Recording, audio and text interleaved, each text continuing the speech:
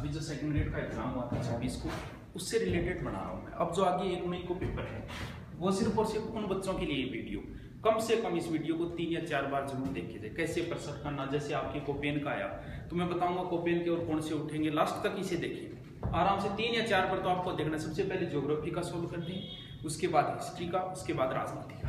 ये पहले ही लिख दिया मैंने प्रश्न। जैसे ये प्रश्न आया था एक आपके, ये मिलान करना था। ये प्रश्न टफ लगते हैं लेकिन होते सबसे आसान है ये टफ प्रश्न। देखो कैसे, इसमें से आप पहले पढ़ो। सबसे पहले आप वो प्रश्न करो इसमें जो आपको कन्फर्म आता है। जैसे सबको आता है कि कांतली नदी खंडेला पहाड़ी सीकर से निकलती है, ऐसी लाइन खींच दो पेपर के अंदर। यानी डी का उत्तर है 3 नंबर। यानी ये डी है, डी के अंदर 3 नंबर, एक ये हो गया, 3 नंबर एक ये हो गया। यानी उत्तर इन दोनों में से ही है। यानी आप 50% पे आ गए। यानी उत्तर है तो इन दोनों में से, ये कंफर्म हो गया आपको। अब आप देखो 2 नंबर के आपको कौन सा आता है इसमें।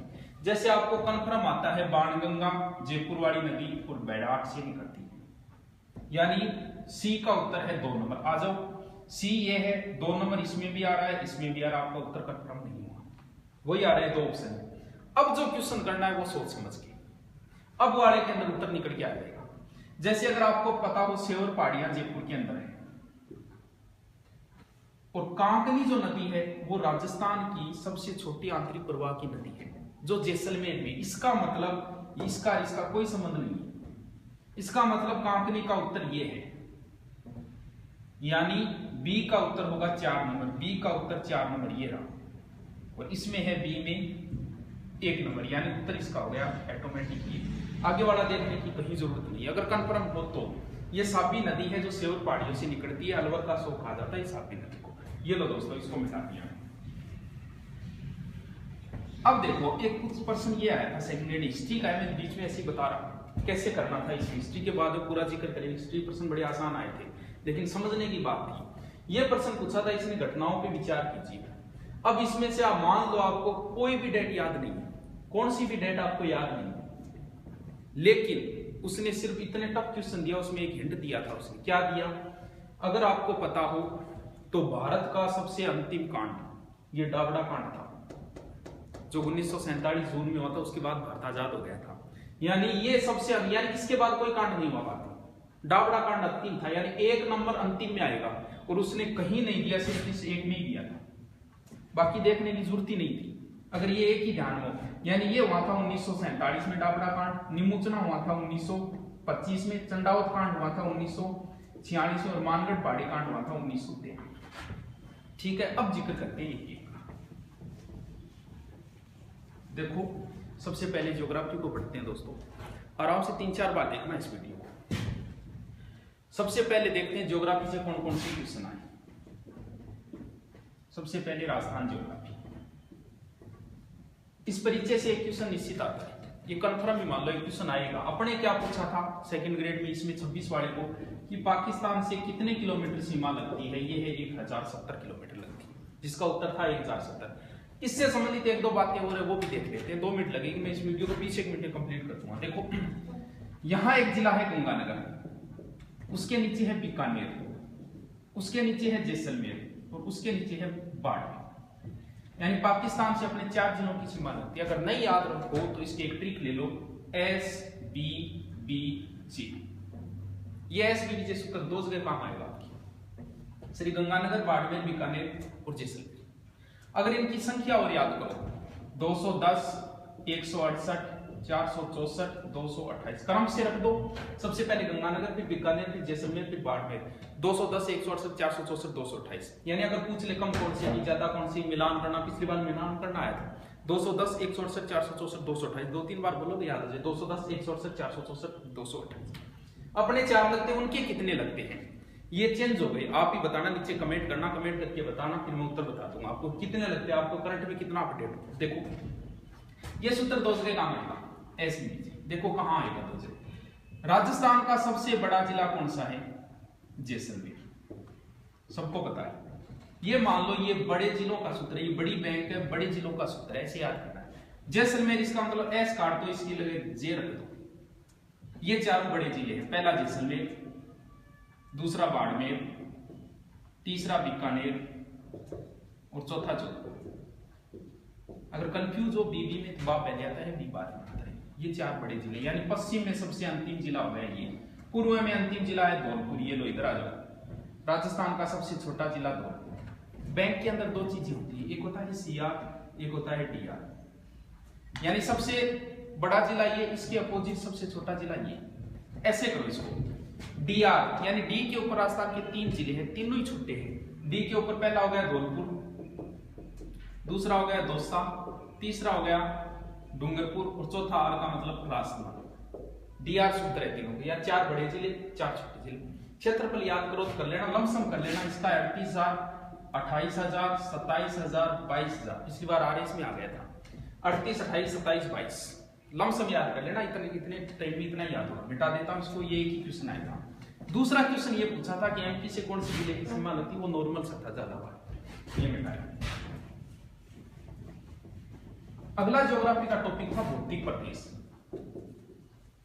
भौतिक प्रदेश से उसने मात्र एक ही क्वेश्चन उठाया था।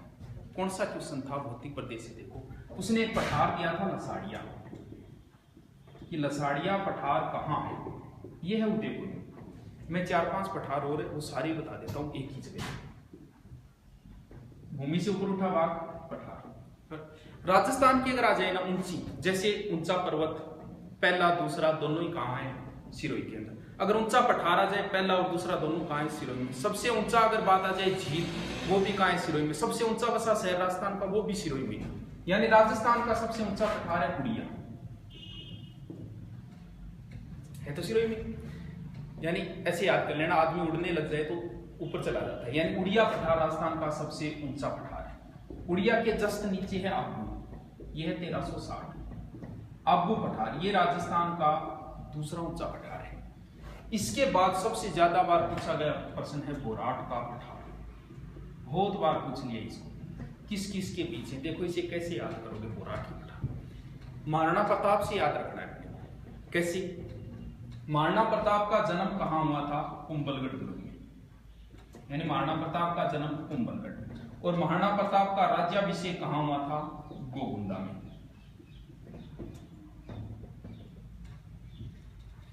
महाराणा प्रताप का जन्म और राज्याभिषेक के बीच का जो स्थान है वो कहलाता है बोराट का पठार। ट्रिक है, बस याद रखिए। पिछली बार फैसिलिटी पूछ लिया था। कुंभलगढ़ से लेके कुंभलगढ़ राजसमंद और गोगुंदा उदयपुर, इसके बीच के पठार को कहा जाता है बोराट का पठार। क्योंकि हल्दीघाटी के युद्ध को भी, गोगुंदा का युद्ध का आगे बताएंगे, इसमें थोड़ा सा हिस्ट्री में बताएंगे। बोराट का पठार है तीसरा ऊंचा पठार। चौथा है उपरमाल का पठार। ये भी टफ होता है, ऐसे याद रखो। बीबी ऊपर, बीबी ऊपर, यानी भैंसरोडगढ़ चित्तौड़गढ़ से बिजोलिया भीलवाड़ा के बीच का ऊपर उठा भाग कहलाता है उपरमाल का।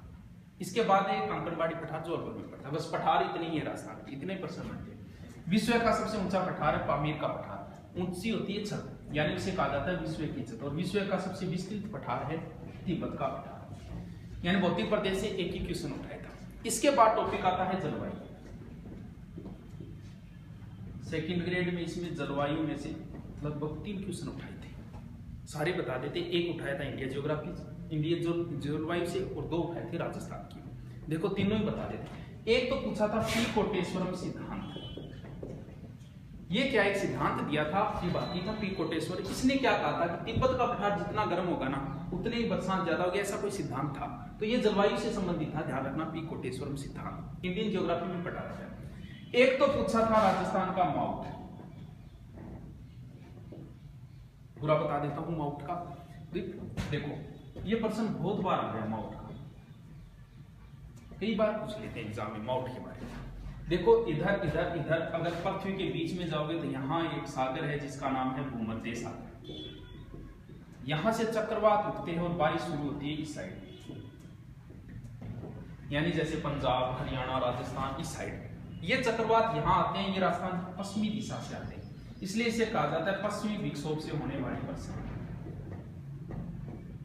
पश्चिमी विक्षोभ से होने वाली वर्षा को क्या कहा जाता है? माउट। ये कब होती है? ये सर्दी में होती है, शीत ऋतु। सर्दी में अपन क्या बोलते हैं? चना, यानी चना किसकी फसल है? रबी की। और थोड़ा सा हो जाए ना तो ये मानो चने निश्चित होंगे, इसलिए इसे कहा जाता है गोल्डन क्रॉप। बस इतने क्वेश्चन बनते हैं माउट के। थोड़ा सा देख लेना, भूमध्य सागर से उठने वाले चक्रवात पश्चिमी विक्षोभ से होते हैं और शीत ऋतु में होते हैं। ये मिटा दीजिए। तीसरा क्वेश्चन, ये क्वेश्चन बार बार आ चुका है, हर एग्जाम में फिक्स हो चुका है। ये है कोपेन का जलवायु वर्गीकरण। कोपेन का जलवायु वर्गीकरण मैं थोड़ा सा ट्रिक में बता रहा हूँ, कोपेन का थोड़ा सा बड़ा है। आप कहोगे तो कमेंट कर देना, मैं कभी डिटेल में पूरा समझा दूंगा। अब एग्जाम की दृष्टि से, क्योंकि एक दिन बाद तो एग्जाम है, इसकी दृष्टि से बता रहा हूँ कोपेन का। आप लिखना, इसको साथ में लिखना और समझना। जो भी मैं ट्रिक बता रहा हूँ, आगे कई ट्रिक बताऊँ, वो लिखना है, 4-5 बार पढ़ के जाना है आपको।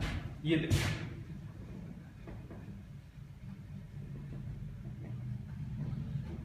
वैसे राजस्थान की जलवायु को 5 भागों में बांटा है, लेकिन कोपेन ने 4 भागों में बांटा है। उसने अलग अलग कोड वर्ग दिए थे, उनका प्रत्येक कोड वर्ग का क्या अर्थ है वो तो नहीं बता पाऊंगा, क्योंकि जल्दी कंप्लीट करना है इसको 15 या 20 मिनट के अंदर। देखो, उसने 4 भागों में बांट दिया, एक ये भाग बना दिया, एक ये भाग बना दिया और एक ये भाग बना दिया। यानी राजस्थान की जलवायु को इसने बना दिया 4 भागों। इनके नाम बाद में देखें, पहले कोड ही देख लेते हैं, यही पूछते हैं बार बार। देखो, W का अर्थ होता है विंटर शुष्क, यानी शीतकाल शुष्क।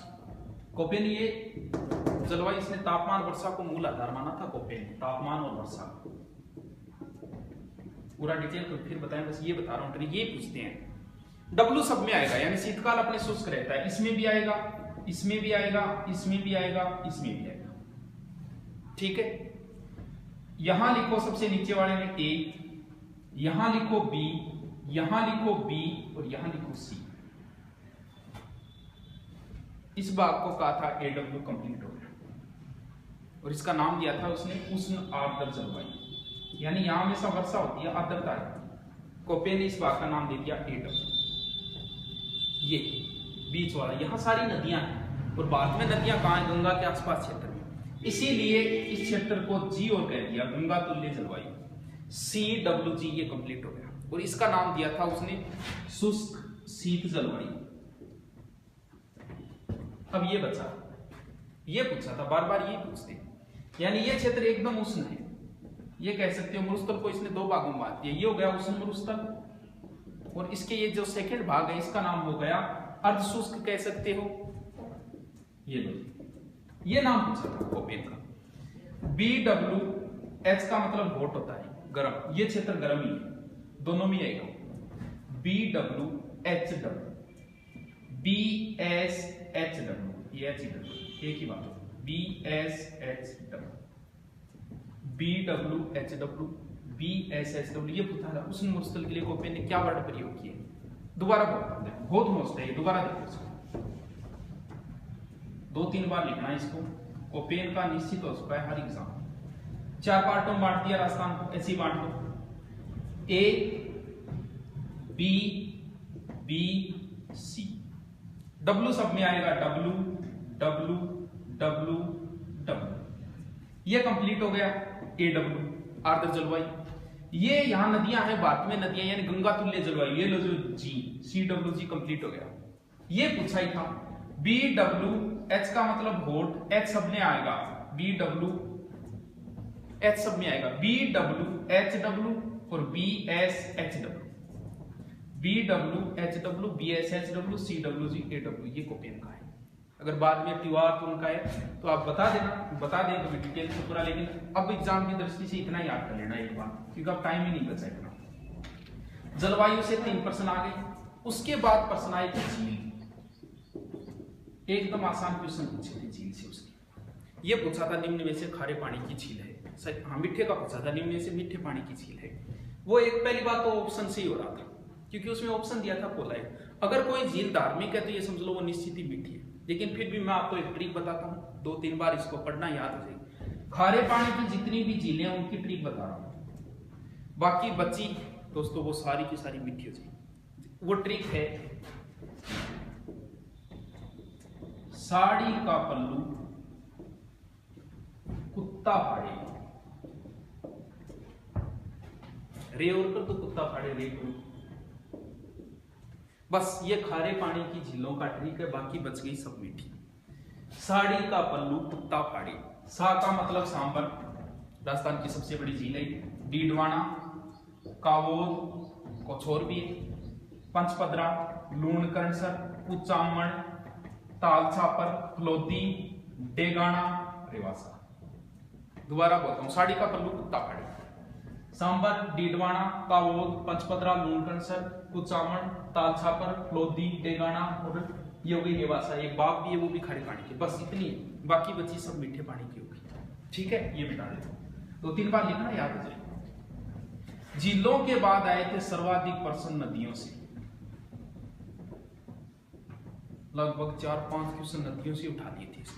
ट्रिक मैं पूरी बता देता हूँ, शॉर्ट में बता रहा हूँ, देख लेना इसको।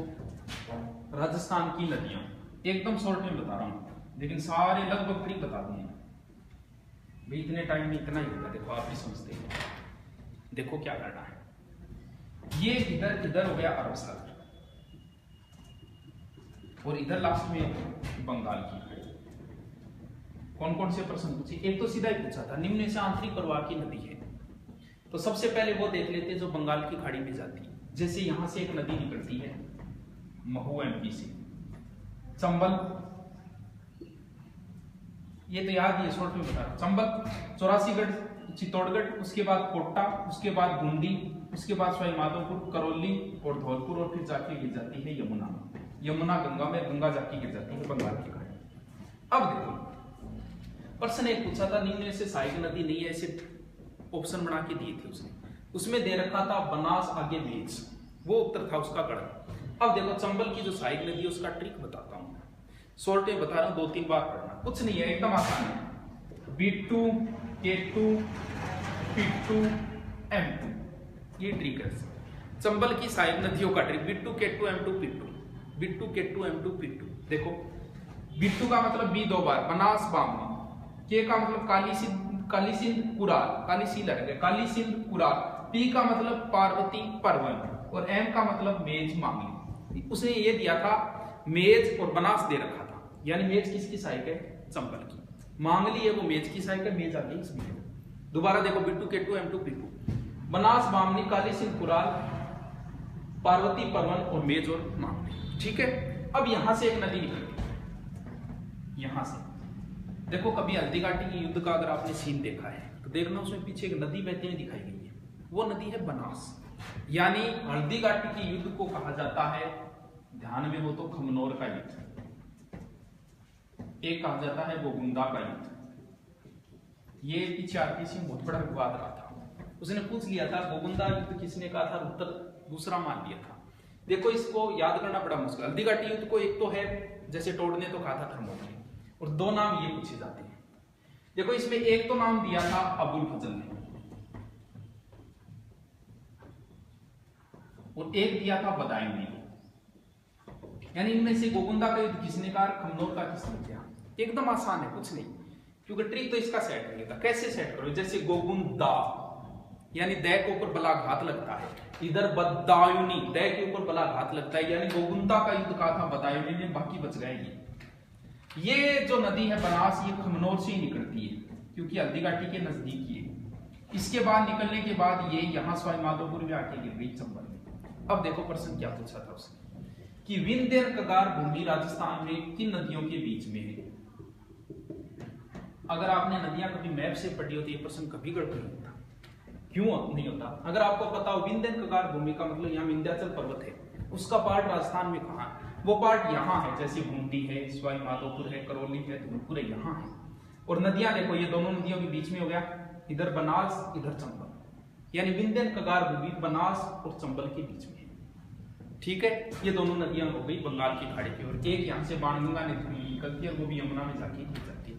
बस 3 ही नदियां हैं बंगाल की खाड़ी की ओर। अब पढ़नी है अरब सागर, शॉर्ट में बता रहा हूँ, एकदम शॉर्ट।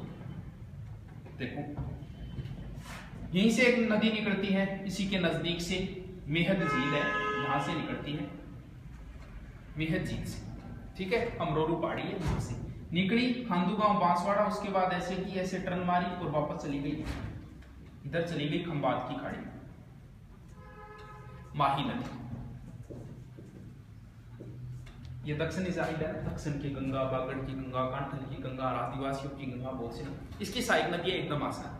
बना माही, उसके बाद हो गई ऊपर से आती है ये माही, सोम, चाखम, और चाप और माही सोम जाकब, सोम माही जाकब वो। इसका एक प्रश्न पूछा था, यहाँ गलियाकोट पड़ता है, गोरा संप्रदाय की प्रधान कोट, इसी माही नदी की, ये प्रश्न पूछ लिया था। एक ये पूछा था, एक विंध्य गंगा भूमि पूछा था, और एक इसकी सहायक पूछा था। लास्ट और बता देता हूँ, एक पूछा था लूनी नदी की सहायक। देखो यहां से निकलती है लूनी नदी नागपाड़ अजमेर से, उसके बाद जाती है थोड़ी सी नागौर, फिर पाली, और पाली के बाद जोधपुर, फिर बाड़मेर, और फिर जालौर, फिर जाके फिर जाती है कच्छ के रण में। रटने की जरूरत ही नहीं, अगर आपको पता है नदियां इधर से आके इधर जाती है, इधर अरब सागरी है। कई बार डीपली अगर पूछ लेते हैं कौन सी, कच्छ के रण में जाती है।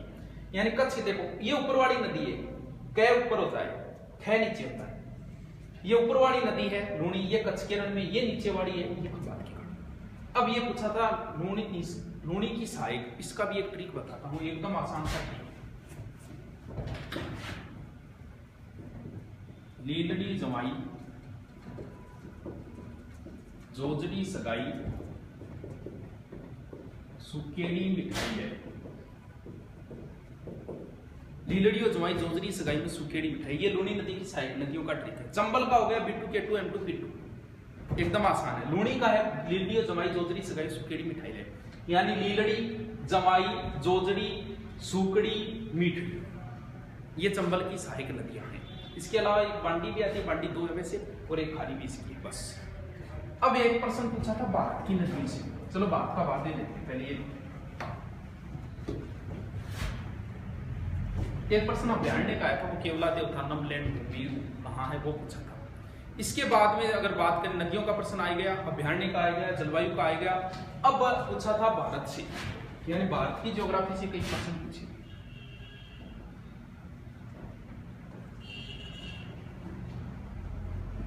देखो कौन कौन सा पूछा था। एक तो यही पूछी 3, 2, 1, 4 किलोमीटर, यानी भारत की उत्तर से दक्षिण, ये और याद करो कर लेना 2, 9, 3, 3। भारत की उत्तर से दक्षिण है 3,200, ये 2, 9, 3।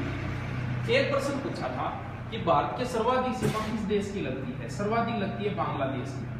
अब इसका एक ट्रिक बता देता हूँ, भारत की 7 देशों से सीमा लगती है, अपने वैसे 17 राज्य 7। देखो 55 में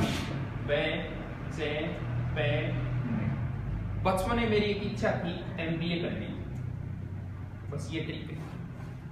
भारत के सर्वाधिक सीमा बांग्लादेश की, उसके बाद चीन की, उसके बाद पाकिस्तान की, नेपाल, म्यांमार, भूटान, अफगानिस्तान। सबसे ज्यादा बांग्लादेश की, सबसे कम अफगानिस्तान। 55 MBA आराम से याद हो जाए।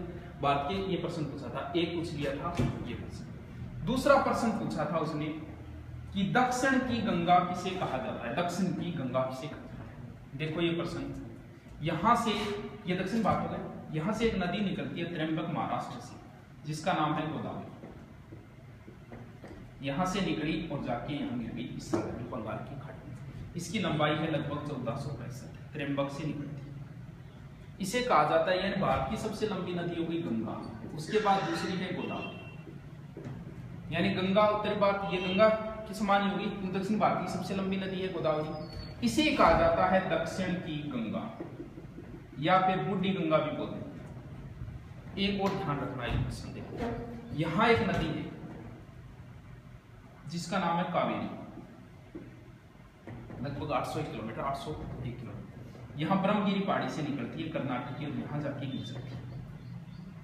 ये प्रश्न कावेरी के 2 क्वेश्चन बनते हैं, दोनों इंपॉर्टेंट है।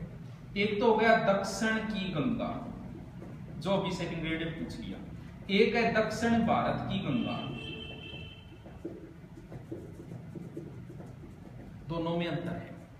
दक्षिण की गंगा सीधा आ गया, जैसे अब आया था वो हो गया गोदावरी। कावेरी उसने ऑप्शन ही नहीं किया था, वरना कंफ्यूज बड़ा हो जाता। दक्षिण भारत, ये भारत का लास्ट कोना है दक्षिण, और यहाँ ये नदी है कावेरी, इसे कहा जाता है दक्षिण भारत की गंगा। कावेरी एकमात्र नदी है जो दोनों मानसूनों का जल लेती है। इधर जो मानसून आता है उसका भी लेता है, वापस लौटते मानसून से भारतीय सिर्फ तमिलनाडु में वर्षा होती है, इसकी भी वर्षा लेती है।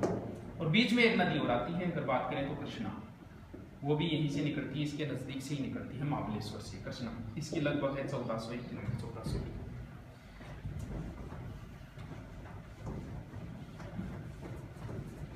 इसके अलावा ज्योग्राफी के एक विषय का आया था थोड़ा सा, वो पर्वत पूछा था, एकदम आसान था। सारे पर्वत अगर पता हो ना, जैसे अमेरिका में रॉकी पर्वत है, एंडीज पर्वत है, एटलस पर्वत है, अगर ध्यान में हो तो आराम से कर सकते हैं। तो ये ज्योग्राफी के मैंने लगभग क्वेश्चन आए थे। अब लास्ट बता रहा हूं जनसंख्या।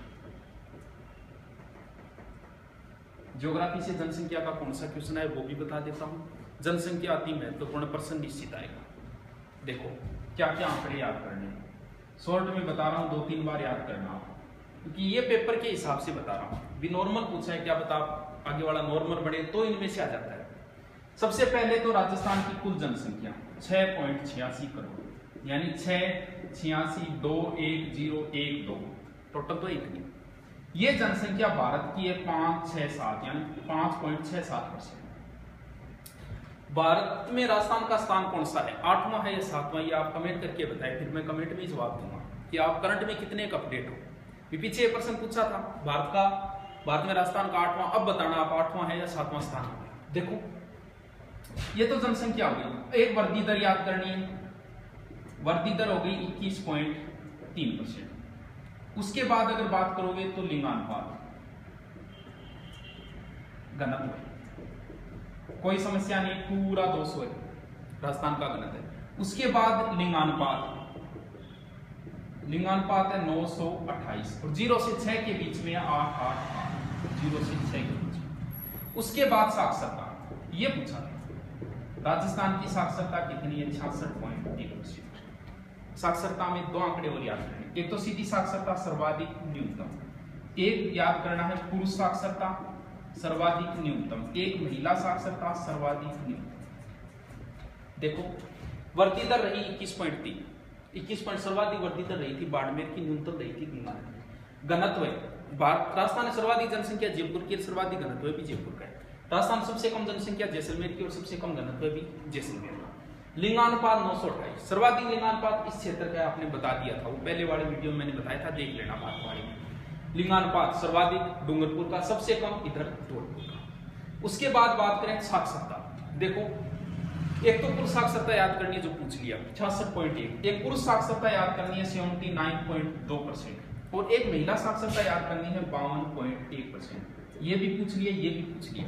ये आंकड़े तो पॉइंटों में याद रहने चाहिए, 66.1, 79.2 और 52.1। सर्वाधिक साक्षरता है कोटा की और न्यूनतम है जालौर की। सर्वाधिक महिला साक्षरता भी है कोटा की, न्यूनतम है जालौर। पुरुष के दोनों आंकड़े बदल जाते हैं। सर्वाधिक पुरुष साक्षरता है झुंझुनू की और न्यूनतम पुरुष साक्षरता पुरुष प्रतापगढ़, पिछली बार थर्ड ग्रेड पूछा था, पुरुष प्रतापगढ़।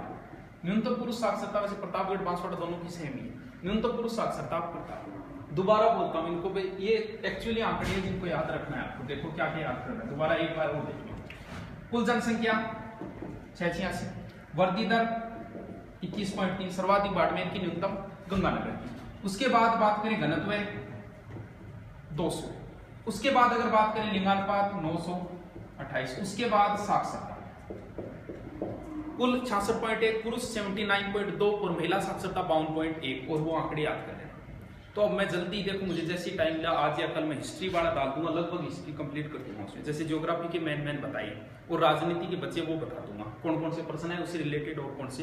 एक थोड़ा सा ध्यान रखना, वो मैंने अनुसूची बताई थी, उसमें 10वीं अनुसूची 1986 बोल दिया था, वो है 85 के अंदर, 1985 में जोड़ी। तो कोई भी समस्या हो, कोई प्रश्न हो और हो तो आप कमेंट में कर दे और मुझे बताइए कौन सा बताना है आपको।